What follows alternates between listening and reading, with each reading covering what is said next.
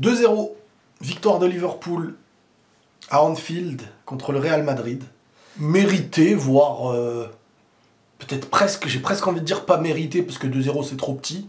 Et dans un autre sens, j'ai envie de dire, mais le Real a déjà gagné ou a déjà fait des nuls sur des matchs où les autres en face auraient pu en mettre je sais pas combien. Et ce match aurait pu faire partie des matchs que tu vas voler. T'avais un penalty du 1-1, mentalement t'aurais pu retourner la tendance. Il s'est passé les petits détails qui auraient pu venir de ton côté du Real qu'on a connu des dernières années. Déjà, il va falloir comprendre qu'est-ce qui a été mis en place. Je vais vous dire moi comment j'ai compris la chose.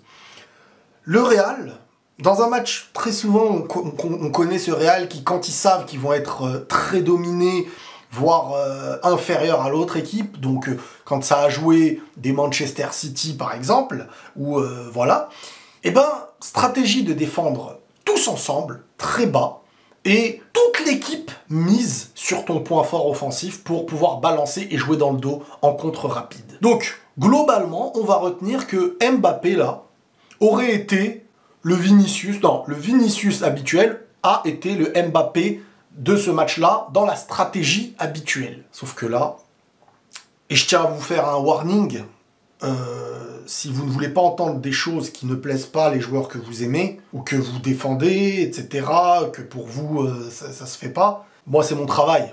C'est-à-dire, je suis pas là pour défendre, je suis là pour constater et dire les choses sans jamais rien de personnel.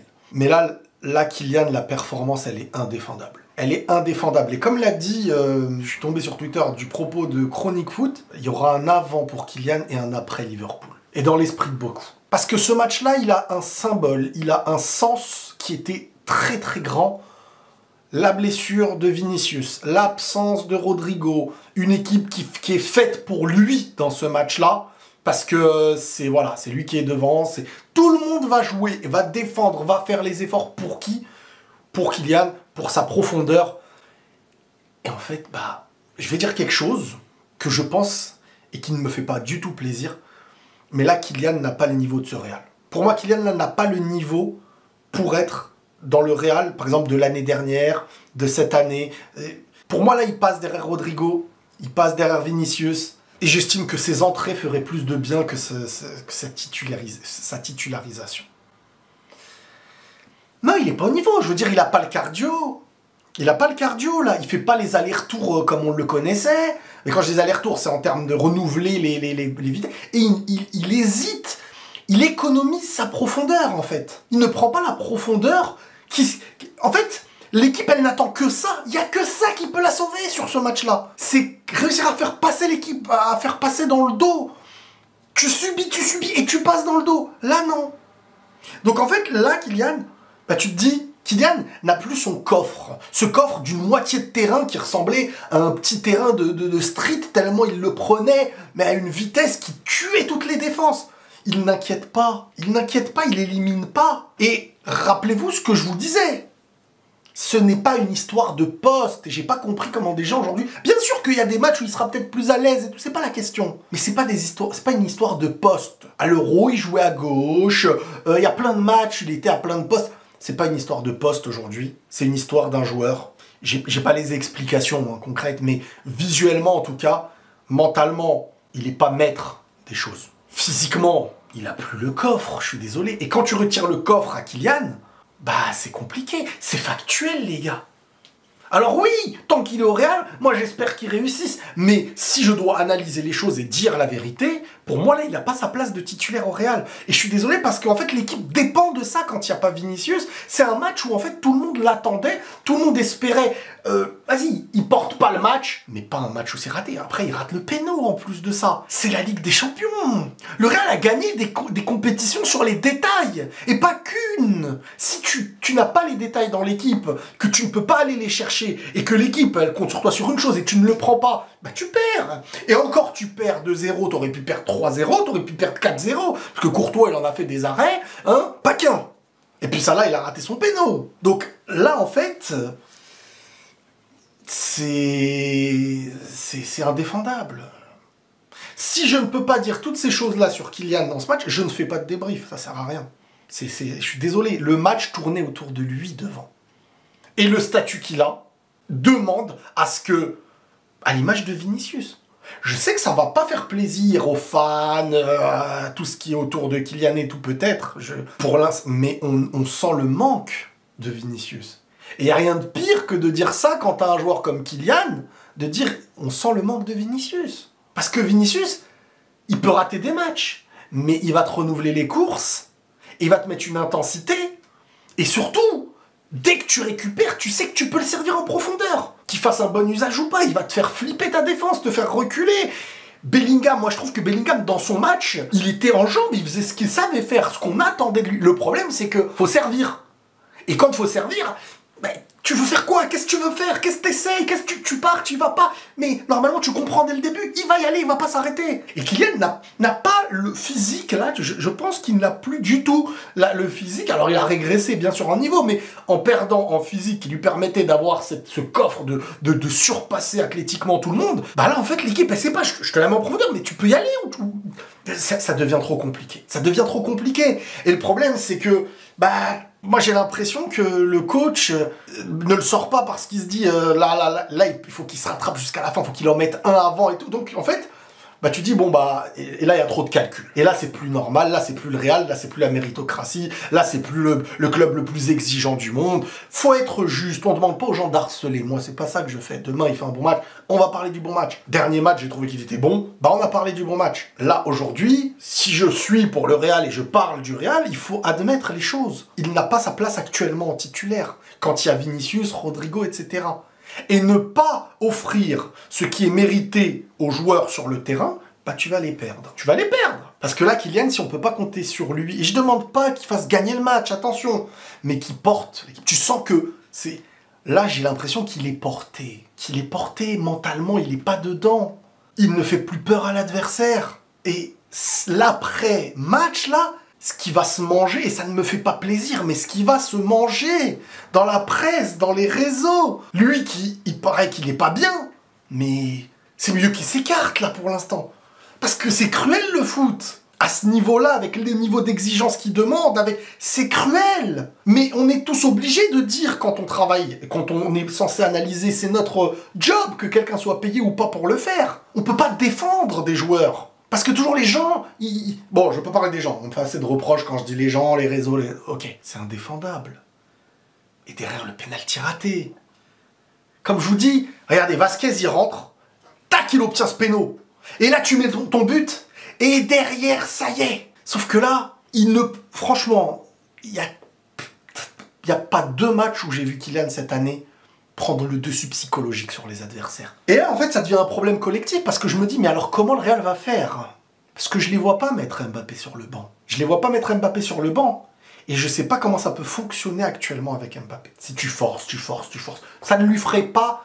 Vous savez, moi je pense qu'il faut qu'il recommence à l'échelle, à l'étage où ils comprennent que là, c'est pas un titulaire. Et en rejoignant, et s'il recomprend, en rejoignant derrière, des petits bouts de match, des matchs, des moitiés de match, et après en prouvant un titulaire, ok. Mais là, le signal qui va être envoyé à des joueurs comme Vini ou Rodrigo, bon, Vini non, parce que Vini, c'est comme ça, mais il n'est pas capable de porter le Real. Actuellement, il n'est pas capable. Peut-être l'année prochaine, nouvelle saison, on sait jamais. J'analyse toujours chaque chose au présent. Pour moi, aujourd'hui, il n'est pas capable de porter le Real.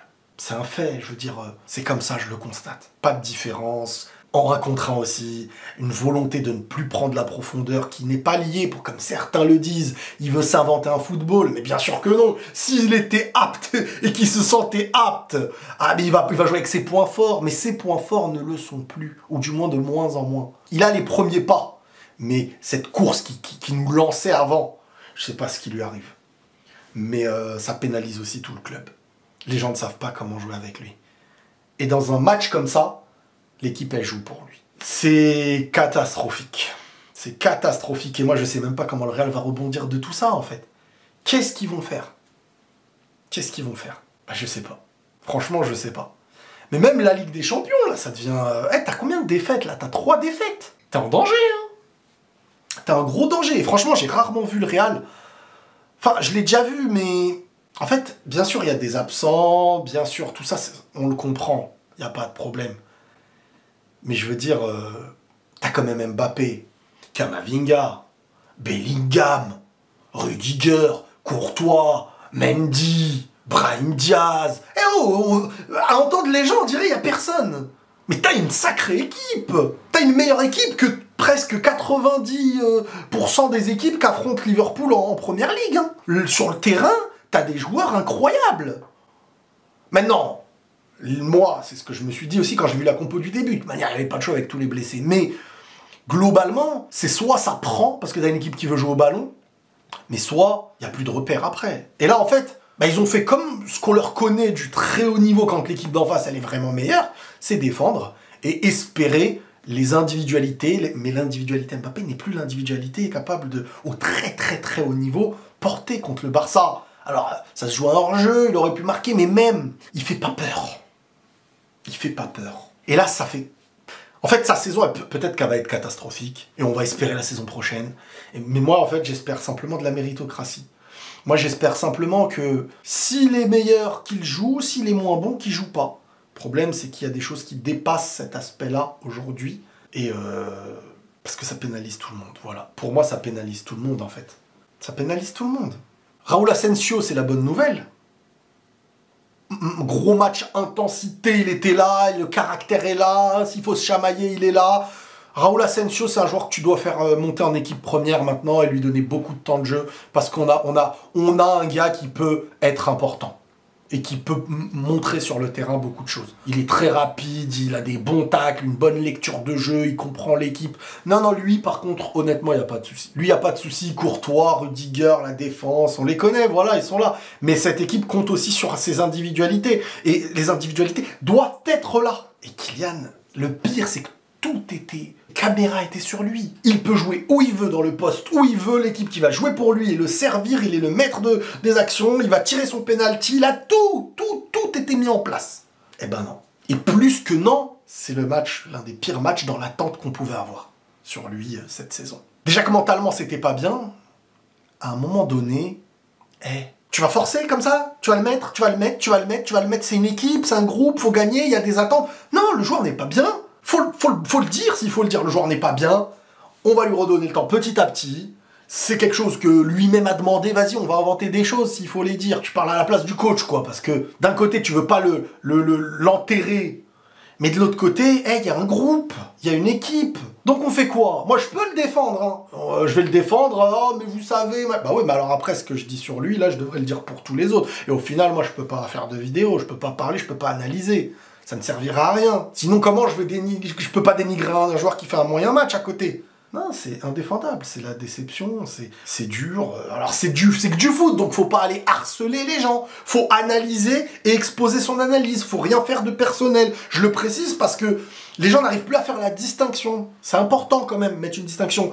Pas d'harcèlement, mais malheureusement le foot en fait, c'est compliqué, mais le foot a un succès tellement grand qui fait que tu as les avantages en tant que footballeur de ce succès, tu y contribues, et ta gloire peut monter, mais tout autant que dans le négatif, étant donné le succès, étant donné le monde, y a cette vague derrière qui existera, que je ne mettrai jamais en avant. Mais il faut faire la distinction entre le constat de quelque chose et le fait de dire faut défendre. Parce que moi, il me vient souvent ce truc de « ouais, il faut les encourager ». Mais moi, je les encourage quand je regarde un match, mais je peux pas faire une vidéo là en disant allez, mais ça n'a aucun sens, je peux pas encourager, moi mon encouragement n'a pas de sens. Quand on lance une vidéo, c'est pour analyser le match. Et ce match-là, il tourne entre deux choses, être solide, faire tout pour pas encaisser et tuer devant avec des individualités. Tout était fait autour de Kylian sur ce match-là. Tout est mis en place pour être solide, défendre comme avec Vini, etc. ou Vini, Rodrigo et tout. Moi, actuellement, c'est Vinicius, Rodrigo, Brahim et Bellingham. Arda Güler, comme je vous ai dit, pour moi, c'est encore... Il est bon, mais il peut être monstrueux, ce joueur. Mais c'est encore... il a du toucher, il peut faire des choses. Mais encore, voilà, joueur de championnat. et remplaçant de Ligue des Champions, titulaire dans des matchs en championnat, ça me gêne pas, mais dans les gros matchs comme ça, je sais qu'il n'y avait pas le choix, mais pour faire comprendre. Donc, Brahim, oui, Brahim, c'est prise de balle. Si t'avais un Kylian de son époque qui prend direct les profondeurs et tout, Brahim, il prend les ballons, il protège, tac, il fait son rôle. En fait, chacun est à peu près dans son rôle. Vous devez défendre. Bellingham, toi, tu dois tout faire pour conserver les ballons. Et il en a conservé plein, mais il peut pas relancer, il peut pas balancer, il peut pas... Donc ça va être chaud. Ça va être chaud. Donc voilà, le Real écrasé. Parce que moi, c'est pas qu'une histoire de score. Il y aurait pu avoir 1-1 que le Real s'est fait écraser pour moi. Mais là, ils se sont fait écraser. Et c'est dur de les voir dans un état de petit. Parce que ce Real est petit à côté de ce Liverpool. Hein. Ce Real est petit. Et je vous garantis une chose. Que Liverpool, là, dans leur discours entre eux, ils doivent se dire, purée, on aurait pu leur en mettre plus. On aurait pu les dégommer, marquer l'image mondiale là sur ce match. On a gagné que 2-0. Mais en termes d'intensité et tout. Non, non, non, c'est... Moi je vous dis, ça va être très compliqué sur les prochaines années, ce Real. Et c'est dommage parce que t'as des joueurs qui pètent, qui explosent. Le cas Mbappé, c'est un cas qui va être compliqué à gérer. Voilà. Et je lui souhaite d'aller mieux, de revenir à son niveau. Et on est tous là, bien entendu, pour n'importe quel joueur du Real, s'il peut aider au mieux. S'il est moins bon, eh ben, faut le dire aussi. C'est comme ça. Et il faut faire les meilleurs choix pour l'équipe. Sinon, ce n'est pas respecter le Real Madrid, club censé être le plus exigeant du monde. Voilà, de toute manière, on reviendra sur tout ça, forcément dans un question-réponse qui va être intensif, je pense. Prenez tous soin de vous, les amis, et la paix sur vous.